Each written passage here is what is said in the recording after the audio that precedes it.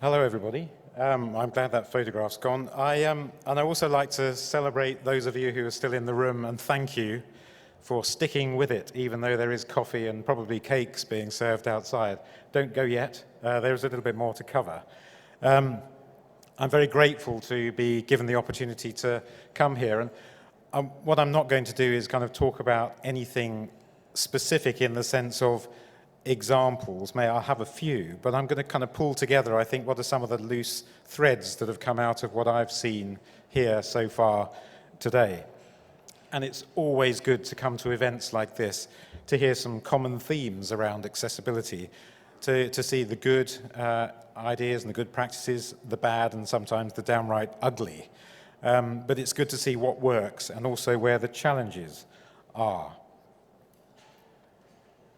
I just put this quote up because I think it kind of says how important transport is in tourism. This was a United Nations report on barrier-free tourism in Asia and Pacific region. It just simply said the overall experience of people with disabilities demonstrates that the accessibility and reliability of transport is the facilitating link among tourism industry sectors. It is the link that connects everything. And if that link fails in any way, then the tourism industry suffers. Disabled people can't access those benefits, the nice things about tourism, and also people's lives are affected quite seriously, as we'll get to see in a second. I mean, this is kind of not unusual. I mean, this is a kind of pulling together the things that we've heard. People of determination, disabled people, those are the kind of terms that kind of mean something to people.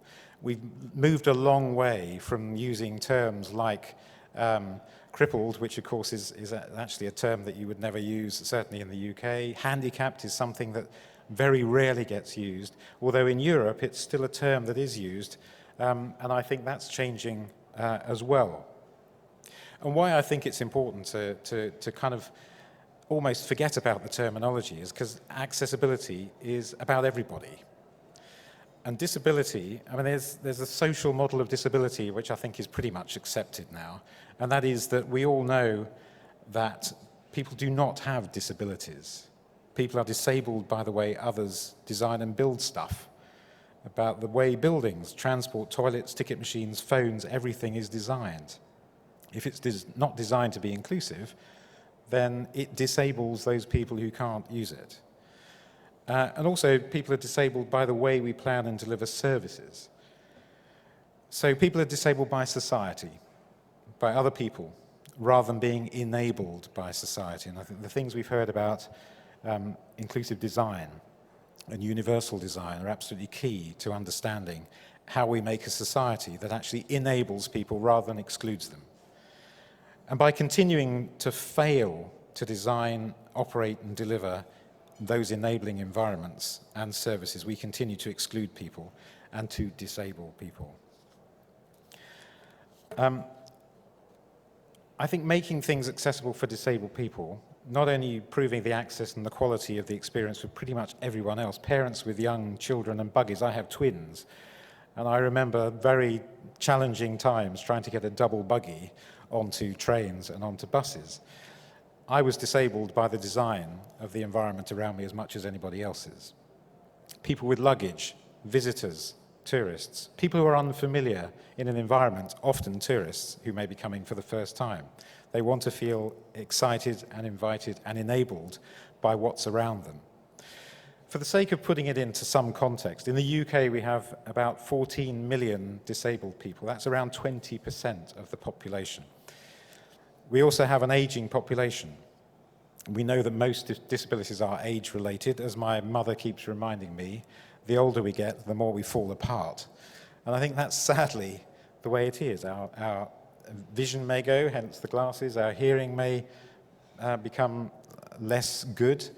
Our mobility, our dexterity, all of those things are age-related. And most disabilities are not people, most disabled people are not people who are born disabled. It's people who acquire their disability throughout their life. So most disabled people are actually disability learners.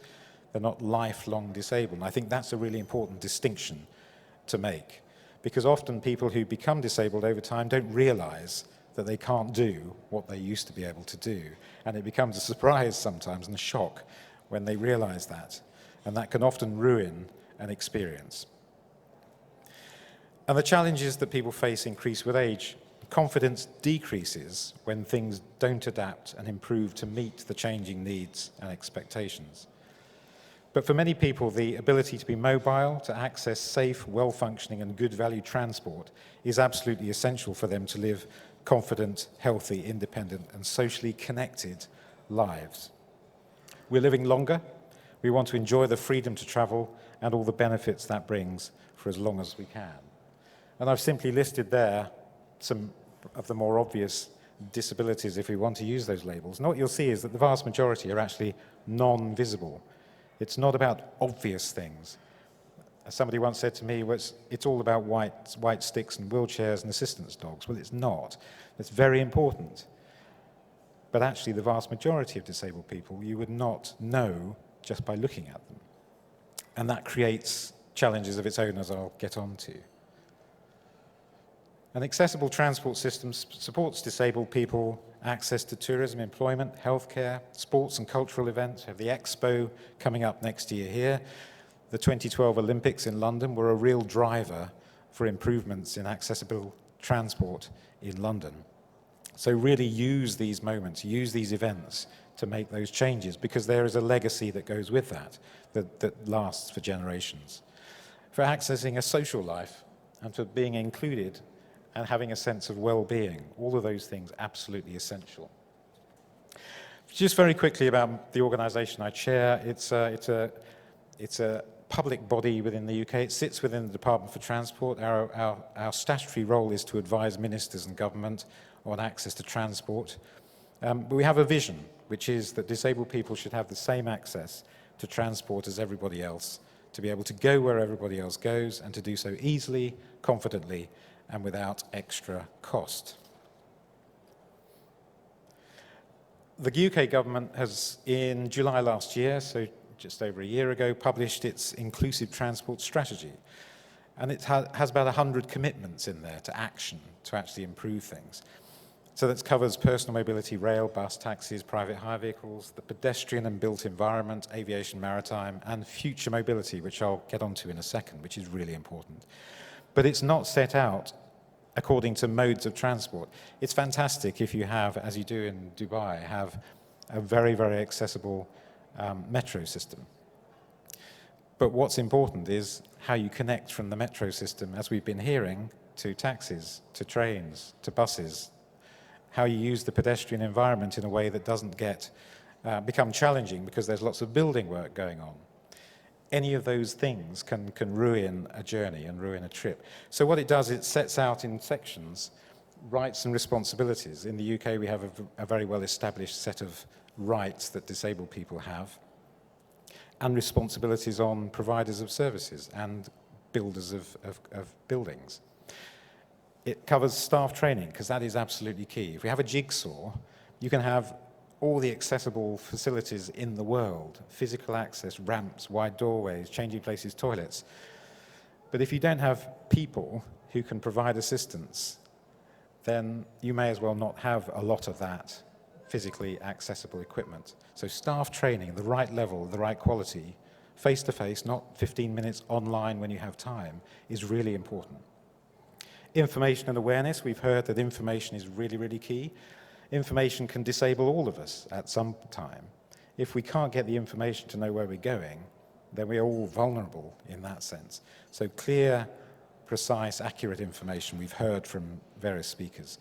Physical infrastructure, really important, and that's probably where the focus tends to be, and I think quite rightly, but actually it's much broader than that.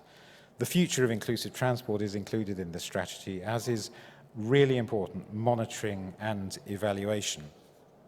It's absolutely crucial that if you have a strategy, you have to know whether it's having an effect, to be able to monitor that effect and see whether the outcomes are delivering more accessible transport for people. So I just wanted to cover a few quick themes here, which come out of not just that, but the work that we do. We've heard about universal design and co-design. I can only speak from the UK perspective, which is mirrored largely across Europe. And in the UK, particularly on the rail network, heavy rail as well as light rail, including the London Underground. I don't know whether many people here have ever been to London and experienced the London Underground. There are lots of steps. There are very small tunnels, very small stations. And that's largely because we are using a transport system that was first built in the time of Queen Victoria. It's a long time ago, when quite frankly disabled people were locked away and did not want to be heard from. The world has changed, thankfully, but in wonderful places like Dubai, you don't necessarily have the constraints of that old infrastructure that we have. You have the opportunity in some places, in emerging destinations, to really build something new. And if you're building something new, why would you not build it in a way that made it as accessible as it possibly can be? Because the trouble with not doing it right at the start is that retrofitting or redesigning is very, very expensive. So you have effectively got if you've got a blank sheet of paper, then we would say, use that blank sheet of paper very wisely. Draw on all the expertise that you've heard from various speakers today around inclusive design, around talking to people who are users to make it work, because otherwise it can be very expensive to try and remedy that later on. I just wanted just a quick note on service and digital exclusion. Universal design is of course absolutely important. Co-design principles, which I'll mention a bit more about, but they extend not only to services that can be accessed, but also to technology. But technology isn't the only answer. So you may have an app that might exclude those who don't have smartphones or who have difficulty with fine motor control. And many older people are particularly at risk of digital exclusion. They don't have access to the technology that most, certainly younger generations, have. Well, they may have access to it, but it's not easy for them to use. So I think it's really important to remember that technology is fantastic, but it is not the only answer. So the universal design, co-design principle is a key one. Here's an example. It's about making things easier for everybody rather than creating something special for a minority of people. This is the Barcelona metro ticket machines, which were designed by visually impaired and blind people. So they're intuitive to use. Everybody finds them easier to use. And you kind of think, well, if you were designing something, why wouldn't you co-design with people who are probably going to struggle accessing something that's the older model? So work with people to tell you how they're going to use it so that you can design something that actually is much more usable. So actually we're not talking about separate or specialized facilities for older people or those with a disability. We're talking about simply applying good design that enables everyone to travel without stress. And I suppose perhaps one of the best known examples is the low-floor bus, which is now almost universal in Europe. So instead of having to clamber up the steps to get into a high-floor bus, whether you're clutching heavy shopping, whether you've got a small child in your arms, whether you've got a pushchair or your walking stick, you simply walk on, or you can wheel up the ramp. More examples here of how universal design may actually help those who might be in an unfamiliar environment, help people with learning disabilities or low vision. So tourists who may be new to an area might find something on the floor that simply points them to where the bus is as a really helpful initiative. Or of course, probably something that's a bit more common, are displays that actually people with low vision can see at the right level rather than 10 feet up in the air. And of course, we're all going from one place to another, so it's vital for the whole journey to be accessible, every stage, every interchange. So we may be going from our home to the library, not something I do very often, but some people do. But you're going from one place to another place, and you may be using a multitude of transport modes to get there.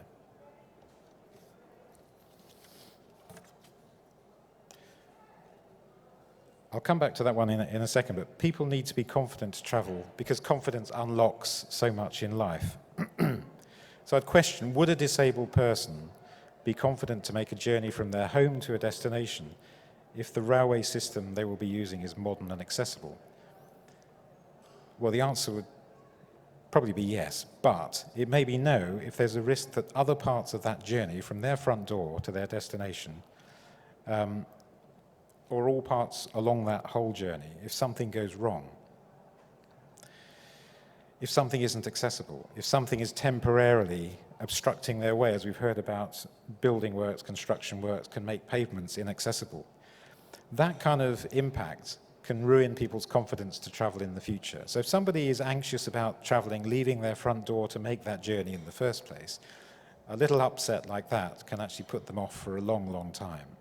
And that is something that we need to avoid. We need to make sure that every step along the way is accessible. And this is just a piece of research that was done in the UK of rail users. 2/3 of passengers reported experiencing a problem at some stage in their rail journey. You'll see that the biggest areas where there were problems reported was journey planning, and people need to plan, often disabled people really need to plan how they're going to get to their destination. And if that's a problem, they may not make the journey.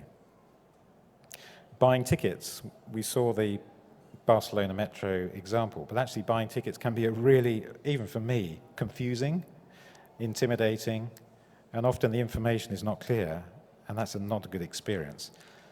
And on board the train was the highest area of concern. Now that may often be about using toilets. If there are accessible toilets on board for a wheelchair user, sometimes they're out of action. If they're out of action, you've ruined the journey for that person. But of course they didn't know until they got onto the train that that was the case. So it takes just one bit of that journey to ruin the whole thing. Some examples here of how you can improve the experience for disabled people. Staff training, we've talked about, is really, really important. Travel assistance cards, the picture down at the bottom on the right-hand side here. These are just examples of, I think these are mostly bus companies in the UK that give cards to often their customers who have a non-visible disability, so that they can identify themselves to the bus driver, that they may need time to get to their seat before the bus leaves. They may need assistance finding the seat, whatever it may be.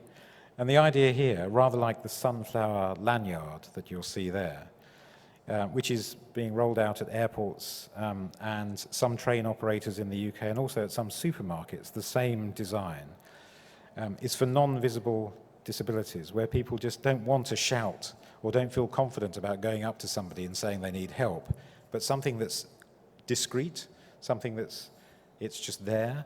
If the staff are trained to identify that that means something, then they can automatically step in and ask, can I help you? And be trained to understand what help they might need to give. So quite discreet ways of helping people, the vast majority of people who don't have an obvious disability, to identify to staff in transport or shops or wherever that they may need some assistance.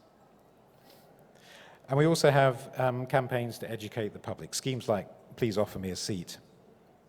So encouraging people to look around when they're using a seat, and there may not be many seats available, to identify other users who may want to use that seat and their need is greater than the person who's there.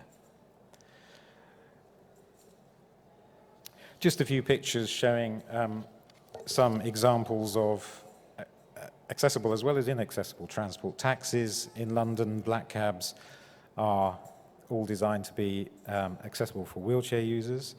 Accessible wheelchair toilets on trains. We've got here a safe place. So increasingly you'll find places, particularly if people have autism or they have particular anxiety about being in a busy transport environment, or they feel insecure and they want to travel on their own. There are places where it's quiet, they can rest, and they can feel safe. The picture at the top left is of a train. Again, just illustrating one of the infrastructure challenges we have in the UK, which is where trains are much higher than the platform. So there are steps. So the idea of level access does not exist. It's increasingly coming in on new infrastructure, obviously. But when we are coping with that old infrastructure, there has to be ways in which you can overcome those hurdles. So there are specific regulations for rail, as there are for aviation, maritime, and taxis in the UK and Europe, which require the wide doors, the call points, the accessible toilets, but also a ramp to be deployed. And so but that of course relies on there being human beings around to deploy the ramp. And increasingly, we find train operators operating trains with just the driver, who is there to drive the train, not to get out and assist people, serving stations where there are increasingly no staff, or certainly at key times of the day there are staff, but the rest of the time not. So it kind of makes the physical accessibility regulations meaningless unless there is somebody there to deploy the ramp. And the idea of encouraging people to pre-book is great if you can then guarantee that that person gets assistance. But of course, the rest of us don't have to pre-book. We can be spontaneous. We can turn up and go. So the idea of being able to turn up and go must be something that disabled people can benefit from as much as anybody else. A few more examples just of buses and ramps in London. The bus driver, there's disability awareness training that's being rolled out for bus drivers. This one is just getting some visual impairment awareness training. But the idea there is that when you show your card to a driver to say, I need assistance, or he can identify that you need assistance anyway, they know exactly what to do, and they will step out and provide that assistance. So just to start to wrap up, I think what we've been hearing throughout the day so far is that we need staff trained to meet the needs of disabled people, to be able to identify and meet those needs. This is what disabled people say they want from an accessible transport system. They want physical accessibility so they complete their door-to-door journey, ideally in a self-reliant way, not relying on others to do it, but where they do need other assistance, those people are around. They want to be able to plan and look forward to their journey, or turn up and go if needed. They want to feel safe, and they want some kind of national or international consistency so they can be confident to make an unfamiliar journey in another part of the country or the world and feel confident about being there as a tourist. I just briefly wanted to show this picture. It just illustrates a whole range of transport modes, many of which are new and emerging. The future of mobility, which is included in that UK inclusive transport strategy, says that actually things are developing so fast that we need to make sure that the needs of disabled people, or accessibility, is built in right from the early stage of designing these new things. What we don't show there are things like electronic bikes and electronic scooters, which certainly in the UK are becoming much more prevalent, and segways and all sorts of other bits of technology, all of which are fantastic mobility aids, if you like, for some disabled people.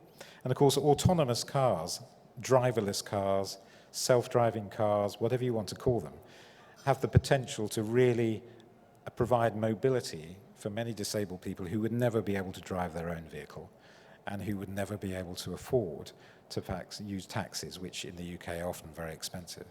So this emerging technology, we have to harness the idea of universal design and of co-design to make sure that everybody can benefit from what's coming in the very near future and very rapidly. And this was just simply to say, disabled people are just people. Not disabled or differently abled or specially abled or exceptionally abled. I'm an accountant in a wheelchair. And that's how I think we need to approach disabled people. Thank you very much.